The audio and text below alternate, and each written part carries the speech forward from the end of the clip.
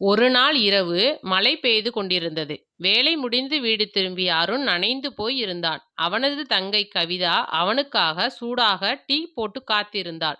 "இவ்வளவு மழையில் ஏன் நனைஞ்சிட்டு வர? உடம்புக்கு ஏதாவது வரப்போகுது" என்று கவிதா அக்கறையுடன் அதட்டினாள். அருண் எதையும் பேசாமல் தனது சட்டையினுள் மறைத்து வைத்திருந்த ஒரு சிறிய பொட்டலத்தை நீட்டினான். "உங்களுக்கு அம்மாவை பிடிக்கும்னா லைக் பண்ணுங்க. உங்களுக்கு அப்பாவை பிடிக்கும்னா கமெண்ட் பண்ணுங்க. உங்களுக்கு 2 பேத்தையுமே பிடிக்கும்னா சப்ஸ்கிரைப் பண்ணுங்க." பிரித்து பார்த்த கவிதா திகைத்து போனாள். அது அவள் நீண்ட நாட்களாக ஆசைப்பட்ட கொலுசு. தனக்கு சட்டை எடுக்க வைத்திருந்த பணத்தில் தங்கைக்கு பிடித்ததை வாங்கியிருந்தான். அருண், "எனக்கு இது வேண்டாம் அண்ணா, உனக்கு சட்டை தான் முக்கியம்" என்று கவிதா அழுதாள். அருண் அவளின் கண்ணீரை துடைத்து, "நீ நடந்து வரும்போது கேட்கும் இந்த சத்தம் என் புது சட்டையை விட எனக்கு அதிக சந்தோஷத்தை தரும்" என்றான்.